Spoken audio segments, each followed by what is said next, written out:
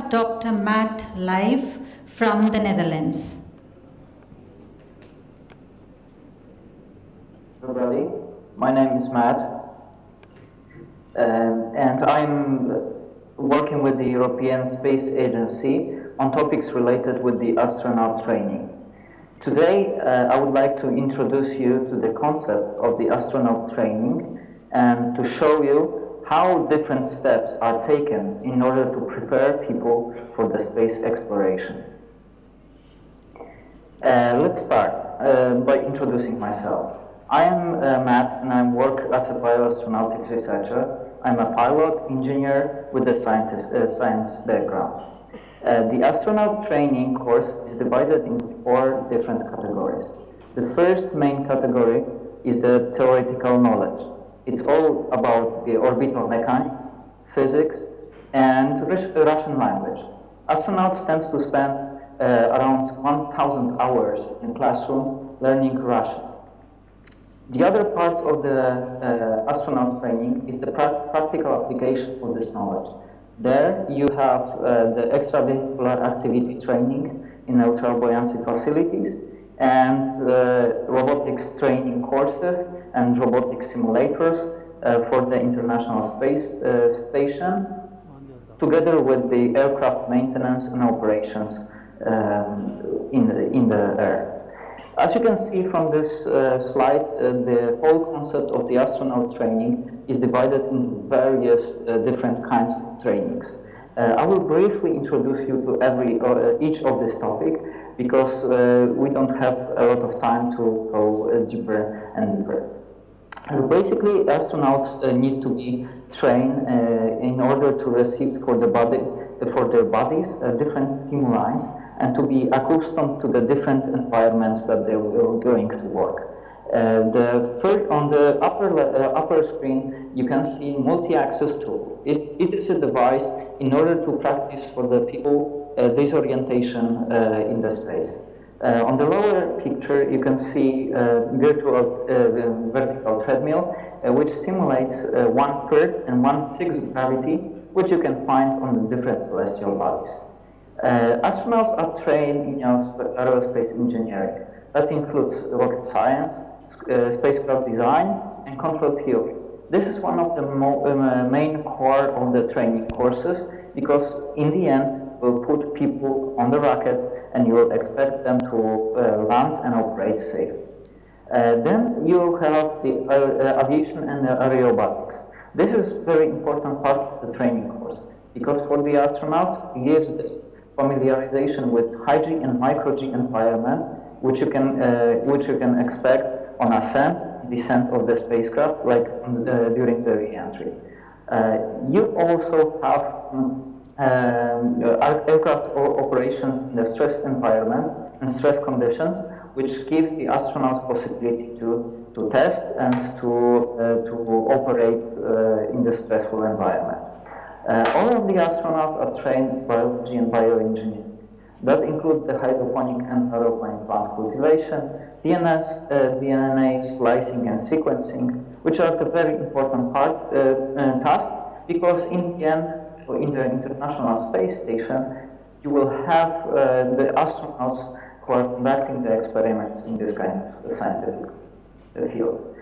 You also have chemistry and material science, education like orbital mechanics. I mentioned this before. You will learn about the atmospheric science of the upper atmosphere. You will also learn about the photography, Russian language. Like I mentioned, the astronauts spend around 1,000 hours of learning Russian. Astronauts also are trained in engineering. That includes robotic, mechanical, and software engineering.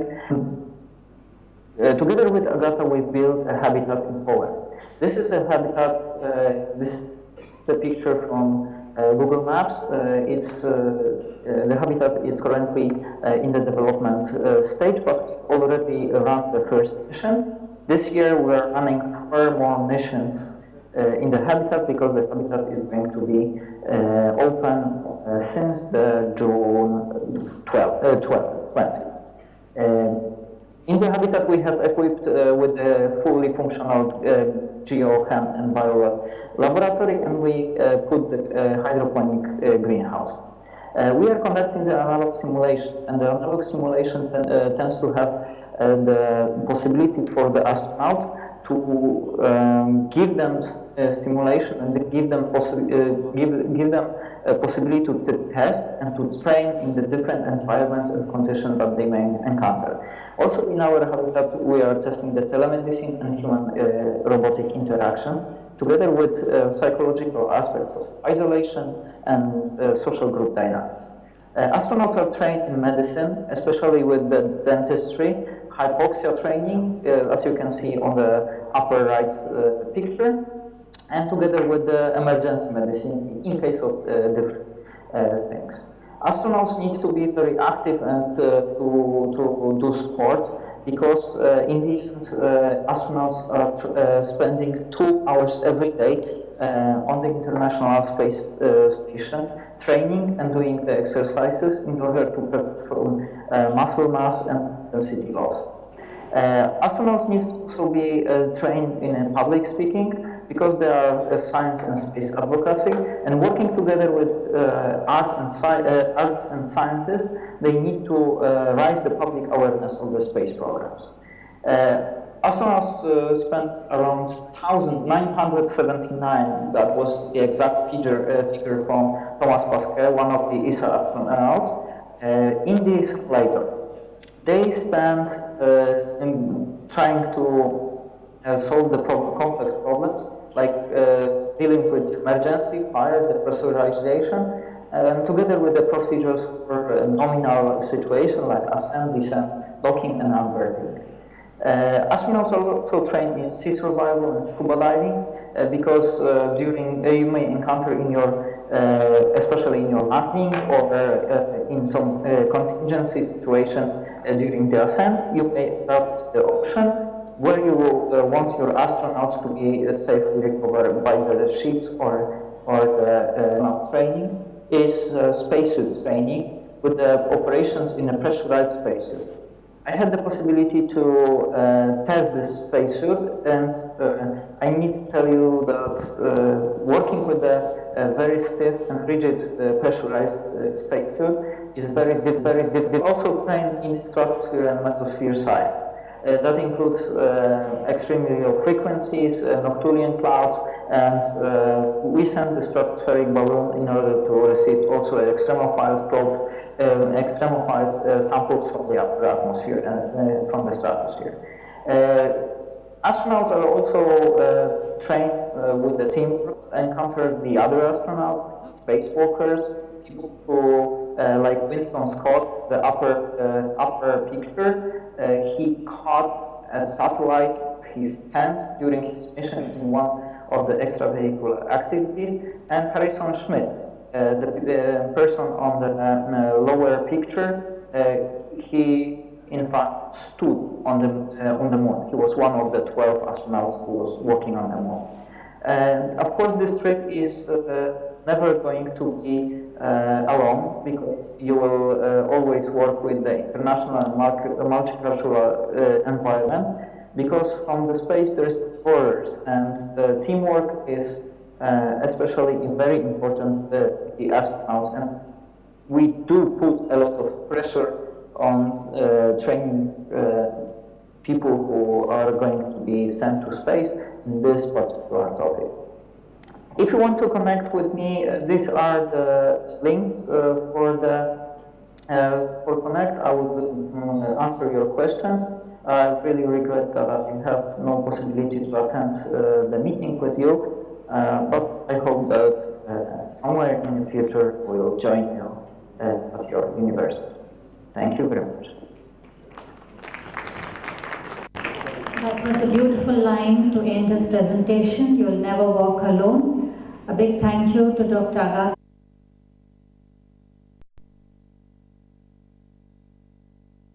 That an astronaut gave us, and what was really fascinating to see the kind of holistic education they go through. They look at arts, humanities, social sciences, engineering, and most of people usually believe that astronauts only go through STEM. science, technology, engineering, and maths. It gives a very fascinating insight into astronaut training. Department of Technology at Arunya will look into robotics and 3D printing and automation. Robotics is about to come to fruition in about 2 to 5 years into humanity. 3D printing will take about 6 to 10 years into maturity. We'll look into nanotechnology, which is already available and it's being very widely used. In fact, Mr. Abheji is using it for gold nanoparticles delivery for curing diseases like cancer. Astronautics, Arunya aims to focus on astronautics, which is obviously astronaut training, and we are currently in discussions with the European Space Agency for bringing astronaut program to India. Transportation, clean energy, autonomous and transportation systems. Human mobility will be very important in the future. Autonomous transports are going to reach fruition for humanity in about 6 to 10 years. Design, a very, very critical element that has been embedded in humanity for centuries. Built environment design and agriculture and agritecture. Built environment design means the buildings that surround us, whether it's in urban areas or in rural areas. Agritecture is the fusion of architecture and agriculture. That will fuse in the future. Interior and visual design, which is graphic design. Design thinking is being used currently at Harvard Business School in its curriculums to improve creativity and the way students solve problems. Augmented reality and virtual reality technologies which will reach fruition in 2 to 5 years. And industrial design, how we design better things for humanity. Thank you. Thank you so much, sir. Art is an imposing of pattern on experience, and our aesthetic enjoyment is a recognition of the pattern, in the words of the great thinker A.N. Whitehead. That the earliest and now the most successful research into technological innovations came out of university labs is the inspiring part. Google, as a leader in the field, has diversified into uncharted territories, recognizing the importance of every aspect of life for the human being. We now have a video demonstrating the meeting of art and technology to amazing results of creative expression. The art tilt brush technology at Arunya.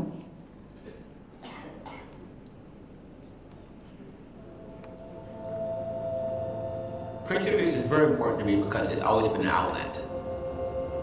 My work consists of a lot of strokes and a lot of color. I call it Impressionist soul. The central tenet of my work is expressive gesture, which I've translated into drawing in different forms. It's sometimes an installation and sometimes with robotic collaborations. It's about just focusing on the mark and the page.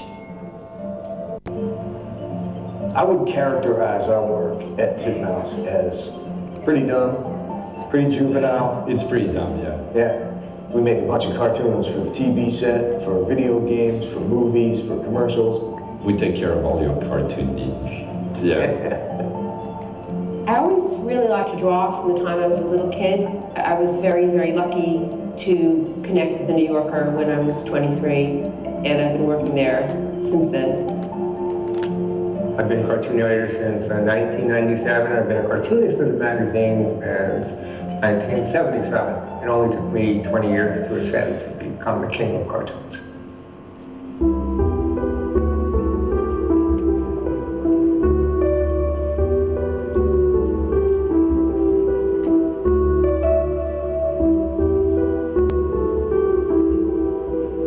Traditionally, drawing was a way of representing 3D space. To draw in 3D space is a completely different challenge. Drawing in virtual reality, we have to go back to basics.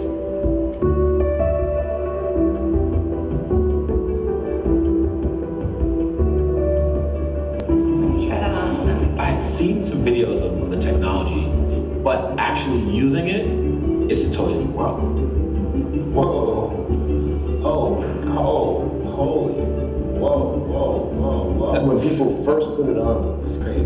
they start painting in front of them. But then when they start to turn and realize, like, oh, wait a second, I can be inside of my own painting? That's nuts. Whoa, You whoa. can walk right into it. Ooh, that's crazy. Oh my gosh. I happen to love flatness. 2 dimensions is almost too much trouble. Making the lines for the first time, I realized I'm not drawing the illusion of 3-dimensional space. I can actually pull with my tool to make the person's arm go out.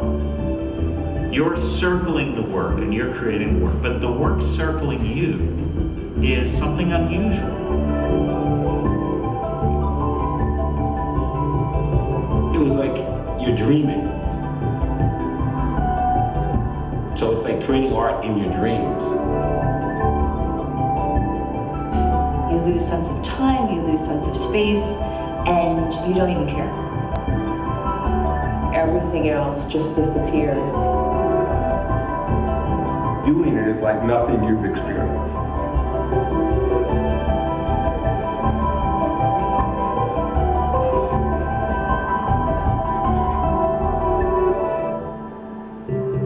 At this stage, we're sharing information. We're giving feedback about what would be helpful for us.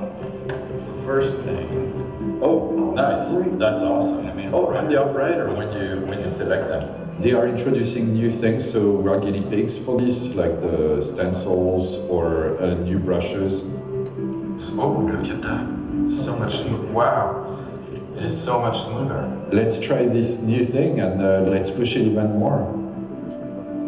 Try and draw an egg with horns. We're like, hey, have you ever thought about this? And they're like, no one's ever tried to do that before. It's not just experimenting with the tool, it's about experimenting with a different way of thinking and creating. Each individual artist is going to bring a different set of sensibilities and is going to help discover the potential of this new tool. How I draw in VR is going to be different from how a 5-year-old draws in VR, or even like a 56-year-old. There's huge potential that we couldn't consider unless we work with all these different people. As these new tools are developed, you diversify the number of people who can be creative in all sorts of different ways.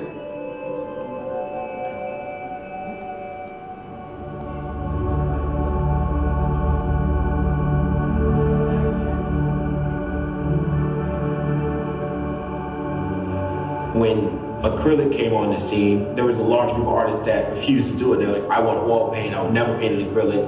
And now they're painting in acrylic.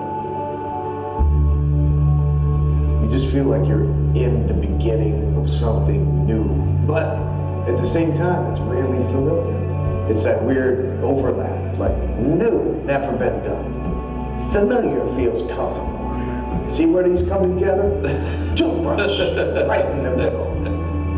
There was no way I came close to tapping the potential of what this can do. I believe this is going to be a part of the art community in the future.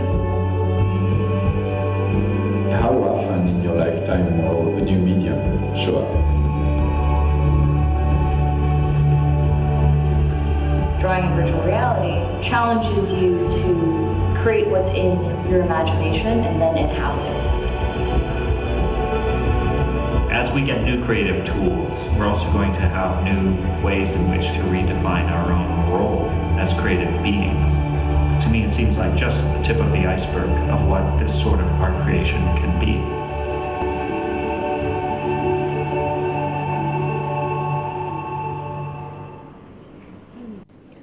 And that was a glimpse of how technology at Oronia and its fusion into the arts can unleash the creative potential of the human mind. It's technology married with liberal arts, married with the humanities, that yields us the result that makes our hearts sing. Steve Jobs. Coming from a pioneer identified totally with technological innovation, it signifies the urgency in incorporating the humanities, which teaches us that life isn't about waiting for the storm to pass. It's about learning to dance in the rain. May I now invite Dr. Padmavati to present School of Humanities and the Arts. A very good evening to one and all present here, and welcome to Aronia School of Humanities and Arts. At Aronia, we have designed the course to enable our students to dream, visualize, and create a new world with a difference. No study is complete without history and literature, and hence we have the Department of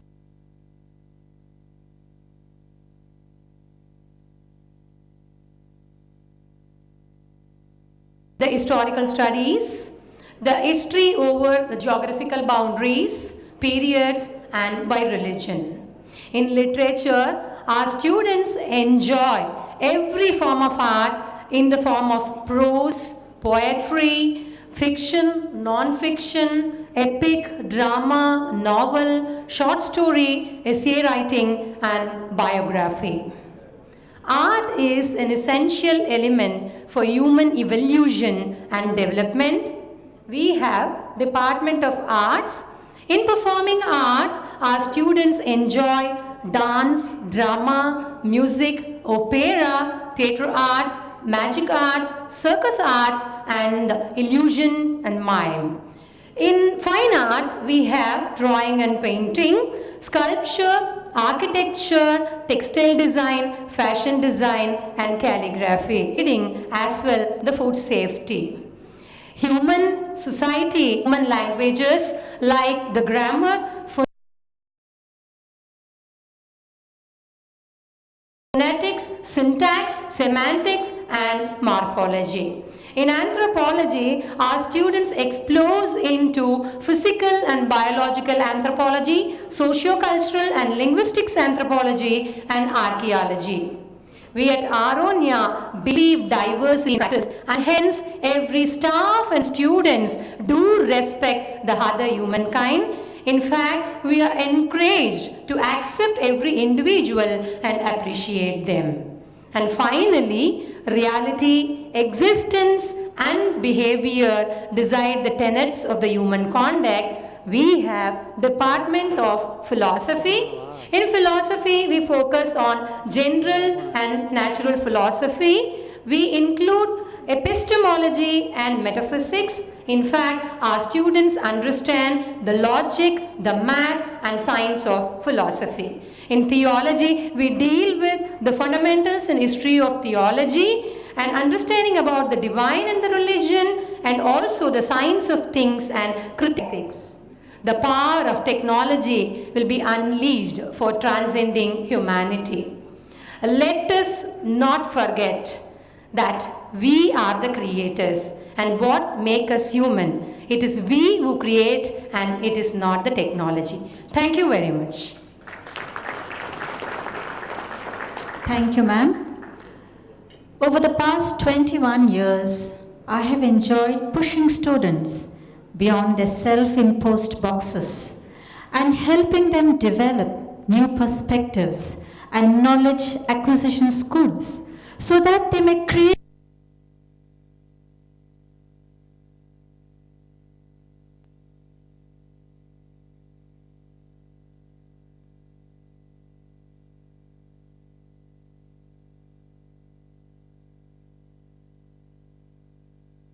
Law and Associate Dean Special Projects, Texas A&M University School of Law. Some of the positions held earlier include those at Thomas Jefferson School of Law, St. Thomas University School of Law, and University of Witwatersrand, South Africa. His education includes Fellowship Transfer Pricing, IBFD, and University of Amsterdam, LLM in European Business, Tax Specialization, University of Amsterdam Law School. Awards and honors coming his way include India's National Board of Accreditation 2012 Education Leadership Award, J. William Fulbright Foreign Scholarship Board, and the U.S. Department of State Bureau's Education and Cultural Affairs. A few of his latest professional activities include Chair-elect, International Legal Exchange Services, American Association of Law Schools, and Treasurer and Chair, Graduate Programs for Non-US Attorneys Section, American Association of Law Schools. I now request our special guest, Dr. William Burns, to address the gathering on the future of pedagogy in India. Howdy! At Texas A&M, where I'm from, we start every lecture with howdy to our students, and in return they say, howdy back, that's right. I'm here with Shri Raghavan, my colleague at Texas A&M. She is an expert in IP and international trade. If you read my CV, I'm an expert in international tax and finance. So what the dickens does an international tax guy have to tell us about learning, education, innovation, all the things that I'm excited to be here at Aronia about?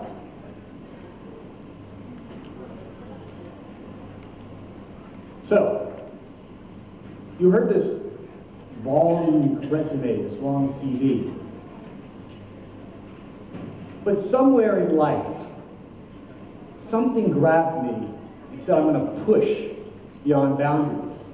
And in 1994, I finally went online with education. Now think back, 1994. Think about the internet back then. Think about bandwidth back in 1994. In 1999, I was looking at 3D technologies in education and how we could blend those. And in 2006, augmented reality. Now, it is totally a coincidence that we're going to hear from, I believe, Eon Technology today. It is totally a coincidence because in my slides, you're going to see Eon, because I said, they asked me, go big idea, go new, go, and I said, Eon. And well, we'll find out. So, we're going to start with the quiz. Okay, we're academics, so we have to test assessments. And I know you have pencil and paper in front of you, so I'd like you to write down one or two words that come to your mind when looking at these individuals. What makes them similar? They're all dead. Some of them are from Europe, some from Asia. Where they all period, they were exposed to a holistic education we call classical liberal arts, and we've heard about that from Aronia today.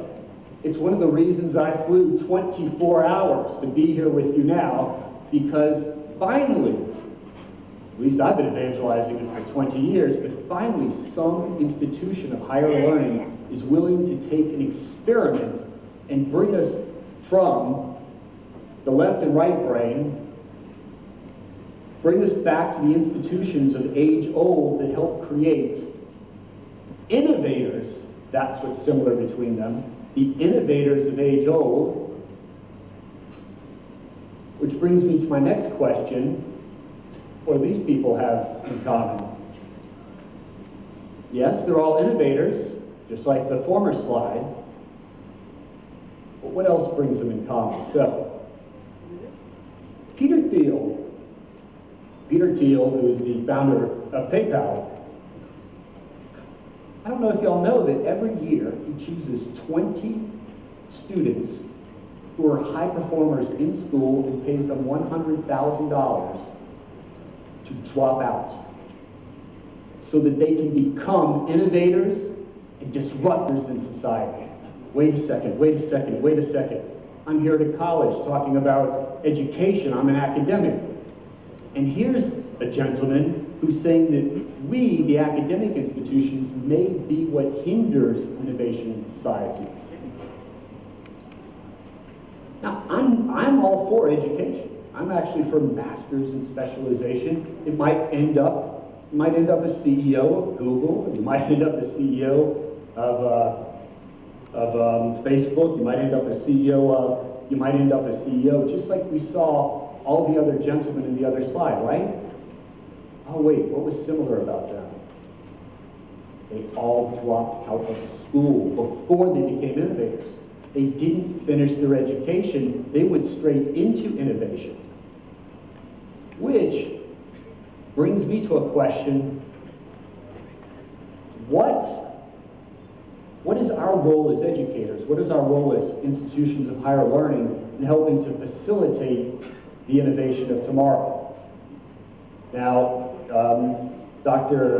Khanna on the screen She graduated from medical school here in India, and she's at the forefront, here's a young blood, she's at the forefront of thinking about